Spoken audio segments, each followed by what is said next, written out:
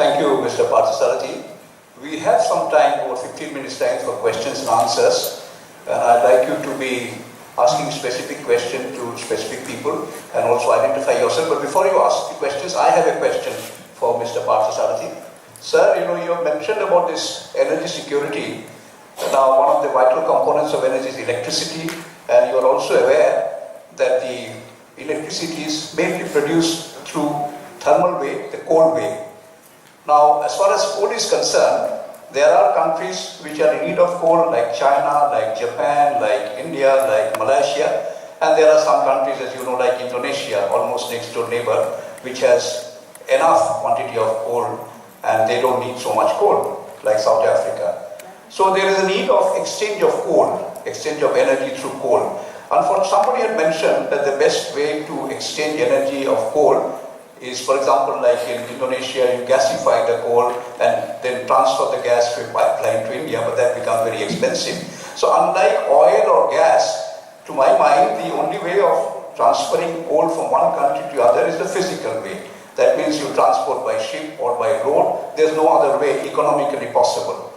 Now, sir, because this is going to be the problem in the near future, in the Asian countries who require more and more coal. And you also know the story that there are certain Indian companies who have got mines, coal mines in Indonesia, and they were struck by the sudden rise of price announced by the Indonesian government. And these companies have problem in supplying electricity to the discoms in India, and similar problems will happen in other countries. So coal still being the most important raw material for producing energy, sir, how do you think that coal can be exchanged? Although we have a special session for this tomorrow, but I thought I'll seek your advice. Do you think, sir, in Europe they have an association called Eurocoal, and they help, European countries of transferring coal, and they keep a control on the price of coal. Should there be international regulation of price? Should there be international coal regulator? Country-wise regulator? How do you think this problem can be solved? Otherwise, every country will have their own price of coal, and the countries which require coal will have problems.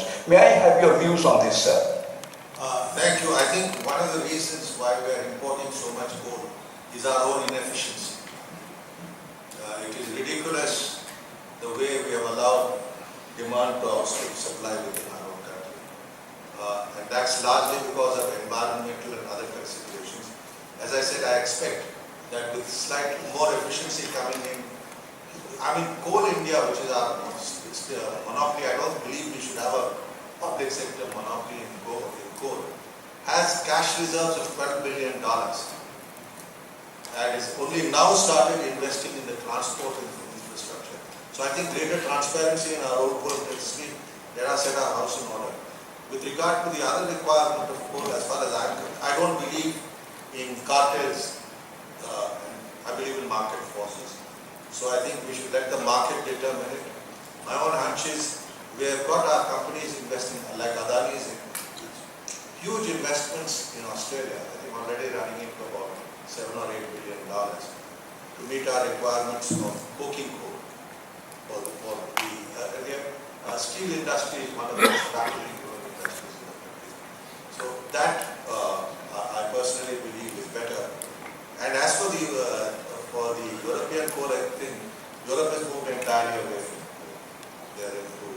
They're even moving away from nuclear to gas. So, thank you. Can I make a comment?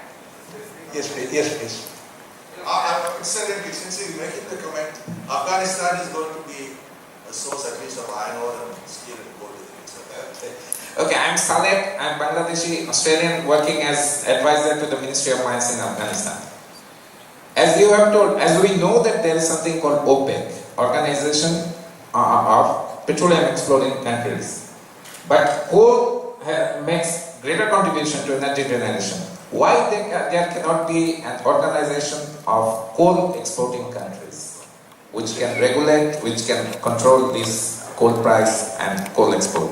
Actually, that's what I was referring to, what you had mentioned just now. I'll tell you what I expect.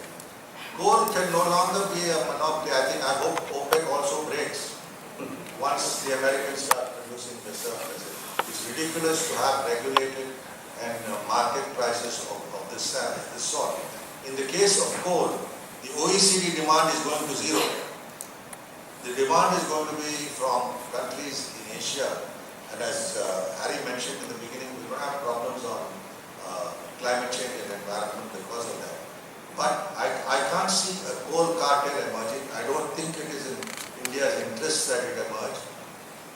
my darn best to stop it.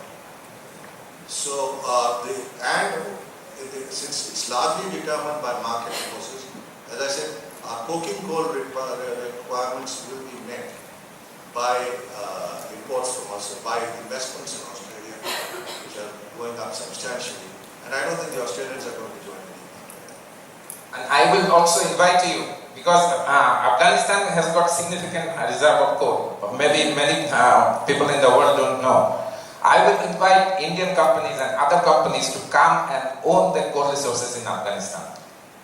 I think we'll be doing that because we are building, we are committed after the iron ore project or alongside the iron ore project to develop around $11 billion investment in Afghanistan for the development of steel.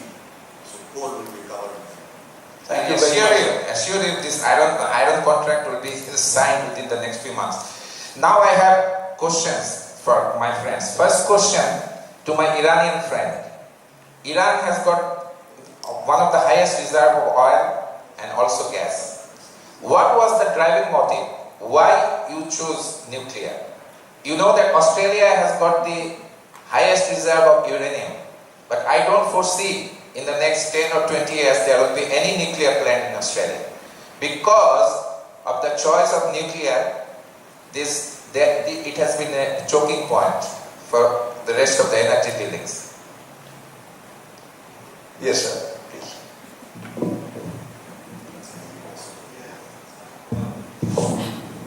Well, thank you. The reason is, for instance, Saudi Arabia also is doing nuclear program. Kuwait is doing that. Emirat is doing that. It's a matter of sustainable developments, and it's a matter of balancing the security and the population demands with the economic growth. Iran is a large country. Its population is 77 million, and it needs sustainable development, and energy matters a lot. And nuclear energy is something that most Middle Eastern countries are after too. Iran is not an exception. Therefore, it is not a matter of just being an oil-rich country and not going towards accessing nuclear energy. And of course, another matter is that exporting energy and oil matters for Iran for its economic growth. Therefore, domestic consumption is rising a lot, so Iran can export its oil for currency and at the same time using its nuclear energy for sustainable development. And another matter is that Iran has the talent and the ambition of going and using nuclear energy. And I don't think that nuclear energy is something that is not growing in the world. It is growing fast, and it is cheap, and it also is the matter of advancement. A lot of countries are doing that. Another question to two of my distinguished ambassadors, friends from India. And as my friend has told, one is distinguished and another one, I don't believe, extinguished. Both of you are distinguished. India, what is India's main concern about the energy security? You are too much dependent on import, but you don't have strategic reserve. You know that United States can survive 6 months if they don't import any energy from outside. What India is thinking about setting up long-term strategic reserve? We have already in the process of building a strategic reserve. There is a strategic reserve which we don't talk about. Otherwise it wouldn't be strategic. The other thing is, like everything else, we are not proceed with the same pace as I would like to see, like the Chinese do. But India proceeds at its own pace. So, yeah, the strategic reserve for a month's requirement is being built, but it's taking time. But there is a strategic reserve. Any other question? Yes, please. Good morning. My name is Stephen Vianelli. I'm with the Mentor Group. We're a Thai energy consultant. And my question is for Mr. Barzagar. In the analysis in these studies that are going on in these choke points, more specifically the Straits of Malacca, is anything starting to be looked at for this new land bridge that's being looked at between Thailand and Miramar through Dawei. Is this changing or is it starting to be looked at? Is it changing the whole strategies and the functions of this? I don't think he, I think the ambassador will answer that. I think it's more a question of regional cooperation and integration, so I thought I would take that question. It's true that there's a lot of concentration in Thailand on Dawei port, and of course the time which will be taken for transportation of oil and not just oil and energy but also other commodities and goods, that will definitely be cut down if Dawei is linked